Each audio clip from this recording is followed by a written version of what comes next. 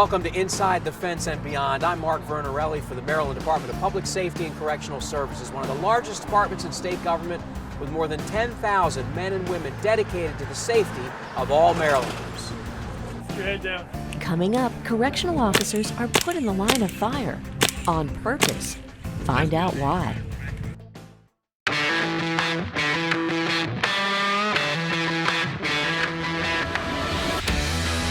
One thing that people may not realize about this career is that every day you have an opportunity to make an impact and to change someone's life for the better. Some days it's about control and custody of the inmates, and other days it's about listening and giving the inmates the right tools they need to succeed, and that's very rewarding.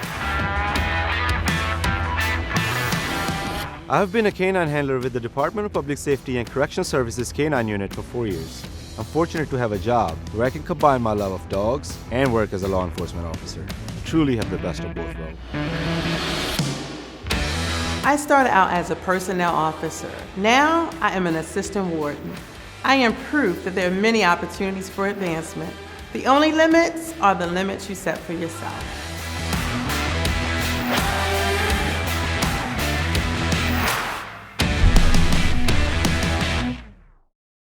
Thanks for watching Inside the Fence and Beyond.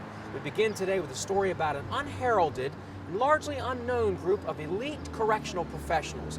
They work in the prisons when needed. You don't often see them. You kind of hope you don't have to see them very much at all. But if they're needed, they're ready. They're a very important team, the tactical team in the Maryland Department of Public Safety and Correctional Services. Ain't coming off this day. You, inmate on the right. A group of inmates hold up while being transported, refusing to leave their transport bus. An inmate has a weapon. It's a dangerous, even life-threatening situation. There's no other choice but to call in one of the Department of Public Safety and Correctional Services specialized tactical, or TAC teams, to defuse the situation. Luckily, this is only a drill. We have 4 jails here today: RCI, MCI, MCTC, and WCI, along with our K9. Hit him twice. He's got a hostage buddy with him. TAC teams within the Department of Public Safety and Correctional Services are the best of the best, highly trained correctional officers that are on point to handle just about anything. We're running TAC drills, scenarios where TAC teams would be utilized inside the facility. I'm a believer in training as real as you can make it. That way, whenever a serious situation does happen, you're prepared to deal with it. These are the guys that we will call on to squell any conflicts we may have. This intense type of training hasn't been done in the Western region for 15 years. These guys that are here today have stepped up and asked to be a part of these teams, to receive the extra training, to be more prepared and be leaders inside the jail. They practice hostage negotiation, officer down scenarios, and go through somewhat uncomfortable experiences, all in the name of training. It's food grade capsaicin. Pepper.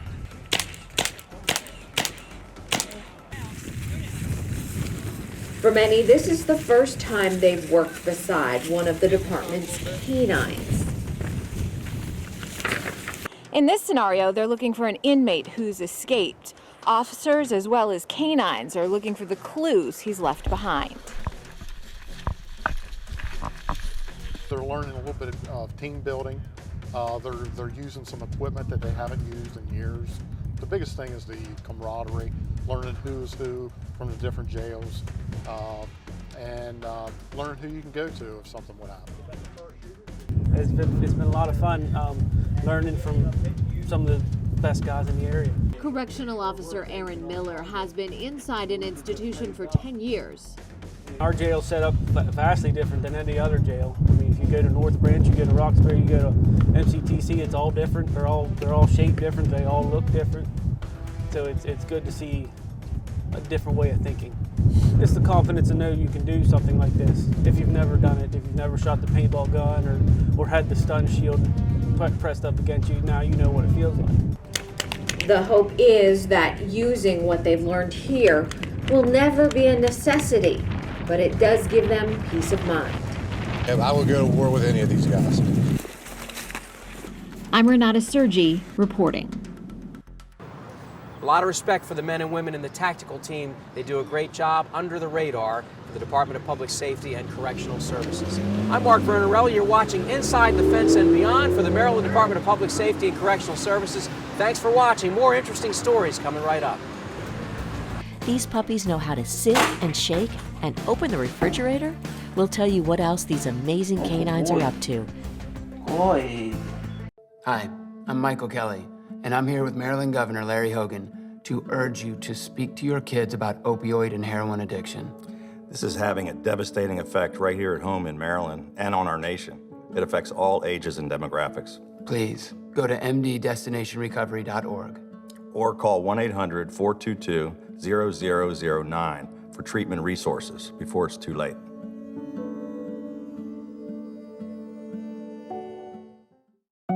They told me a bottle couldn't dream.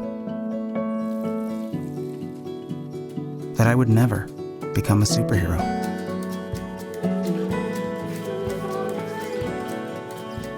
But I learned how to fly. Just to come back in a new disguise. And be the hero that I've always wanted to be.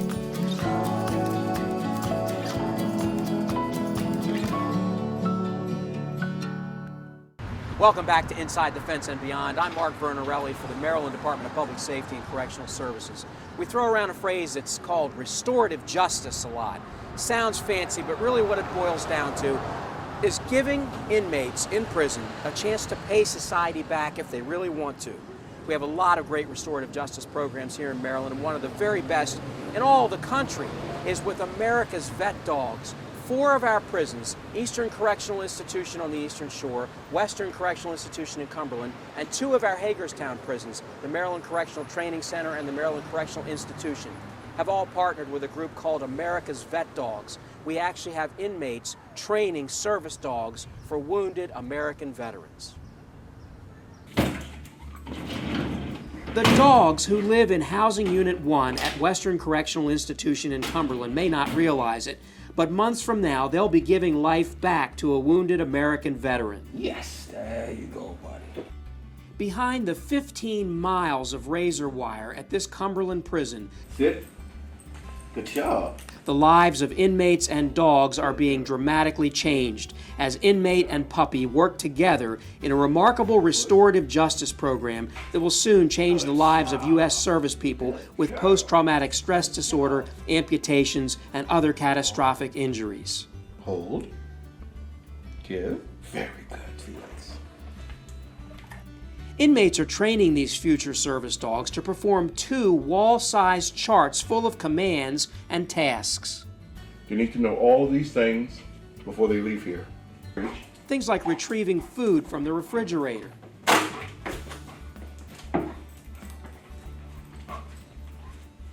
turning on the lights, Light.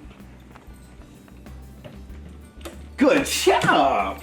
helping guide wheelchairs down narrow hallways.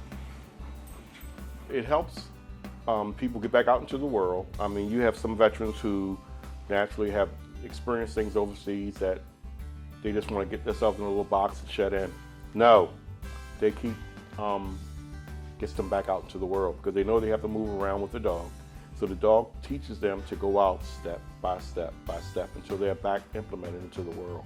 So it's a great thing that these guys are doing. It's a great team, and we try to get as many dogs to the veterans as we possibly can.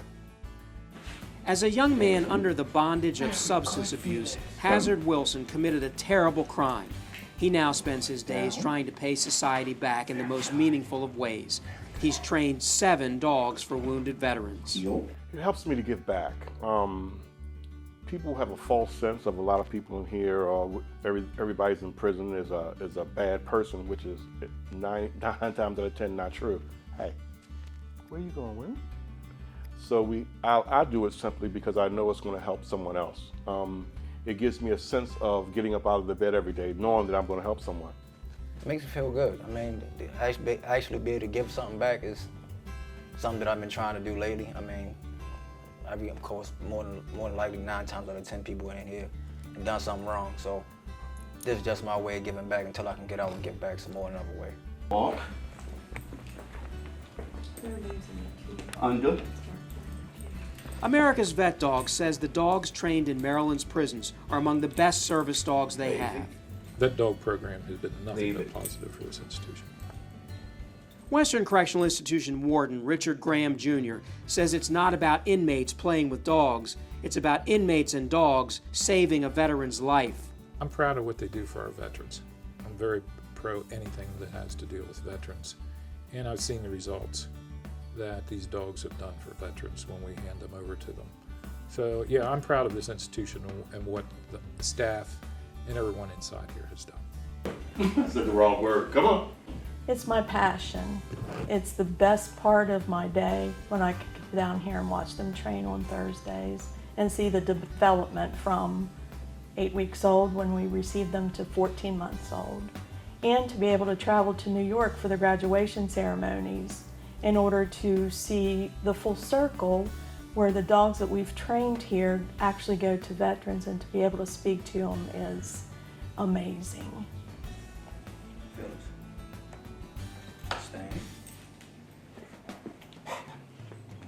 Follow. Bunch of joy. You know, I never thought that being in the prison that I would be so happy doing a job. But now, giving back to veterans, I'm blessed. Good girl. Good job, Maisie. It helps me to give back some. I've taken some, now I have to give some back. And I'm going to keep giving the rest of my life. It's a terrible mistake, but we all make mistakes. And there is redemption in moving forward. So we can't just wallow in what we've done. We have to take one foot in front of each other and continue to go on, regardless of what happens. So this is my way right now of giving back.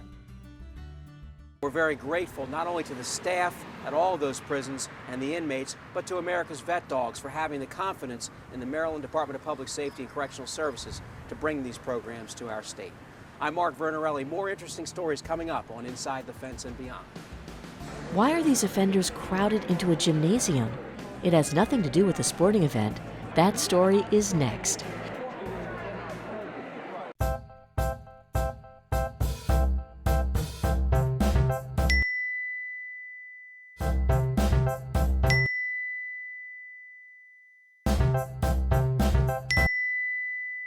Planning the right amount of food is hard. The Guestimator makes it easy. Just tell it who's coming and what's for dinner. Then it tells you how much to make. And yes, it even plans for leftovers. Try it at SaveTheFood.com.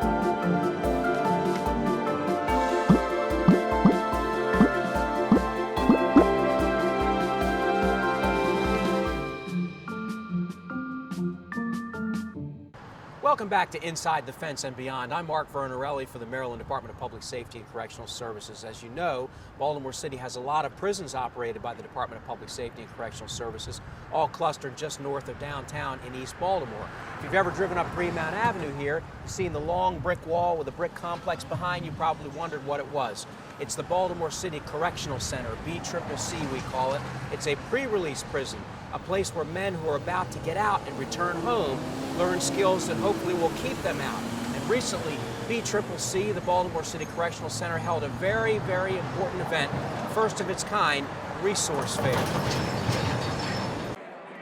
Donte Rooks is looking for help, and he's finding it thanks to, of all people, the very people who have him locked up.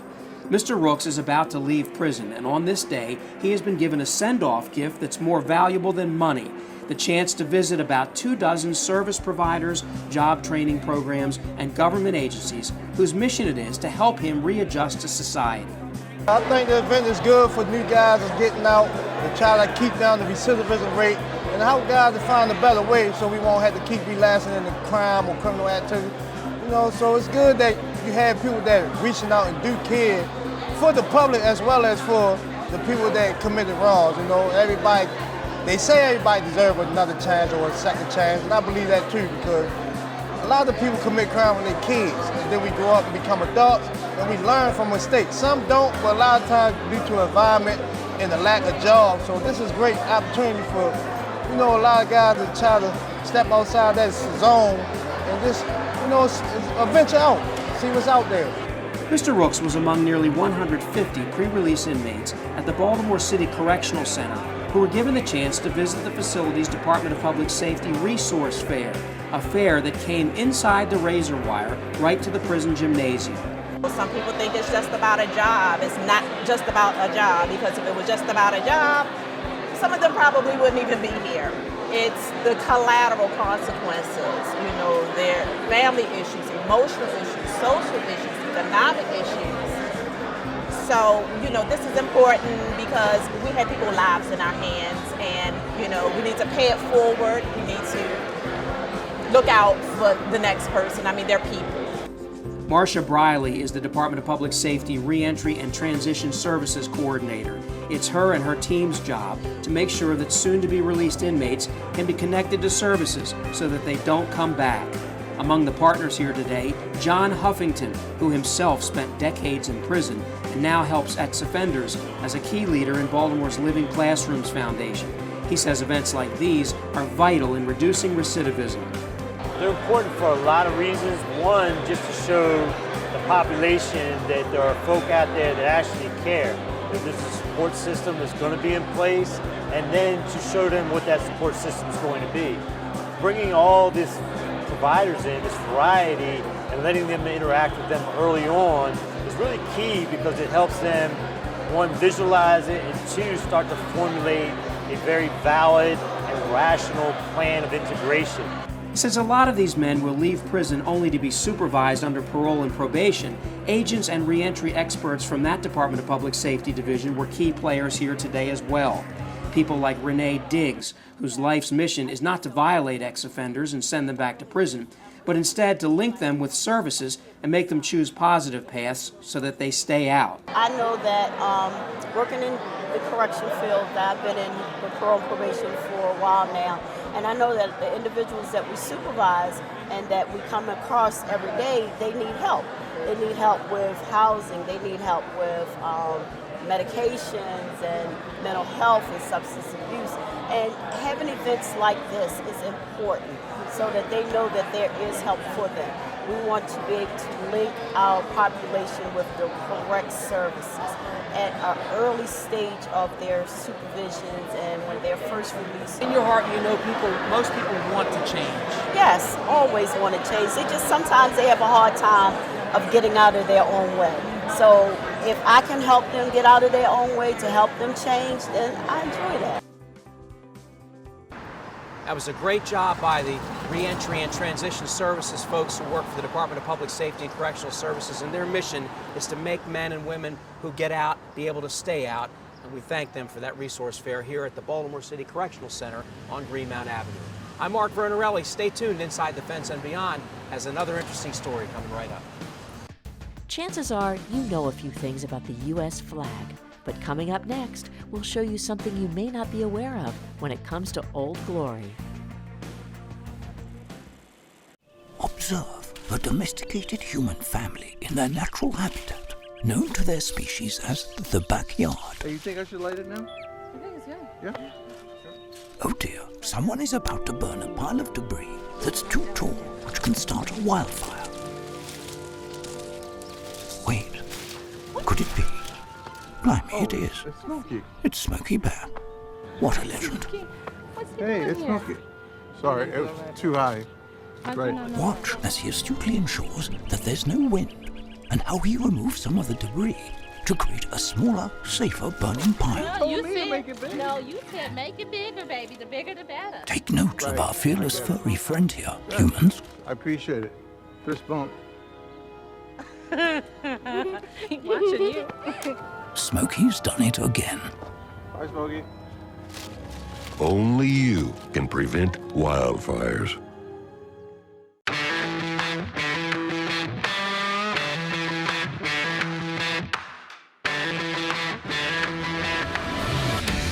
Any opportunities you see in the community, we have here at the Department of Public Safety and Correctional Services. We have openings in psychology, dietary, case management, and in my field, maintenance, where we need electricians, plumbers, HVAC professionals, and grounds maintenance. All the trades are represented here.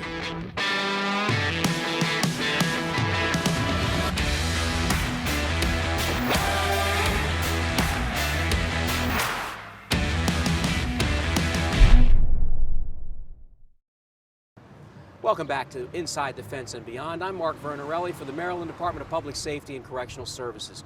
We don't often think about it, but all the flags you see flying at Maryland state government buildings, office complexes, and colleges and universities, places like that, were not only made right here in Maryland, but made by Maryland inmates, by women, in fact, at the Maryland Correctional Institution for Women in Jessup. Brenda Carl has that very interesting story. As a little kid, I used to sew. My grandmother had bought me a little Singer sewing machine, and I got in trouble for tearing my school clothes up making little purses. I used to take whatever material I could and sew. Jennifer still has many more years to serve on her prison sentence here at MCIW, but the time is going a little faster by working 40 or more hours a week here in the sew shop, helping to make hundreds of flags a year by hand. All the flags in Maryland, the state buildings, they all come from here. The U.S. and the Maryland flags. It's very difficult. Each piece has to be, they start with cutting all the material out, which they do the logos.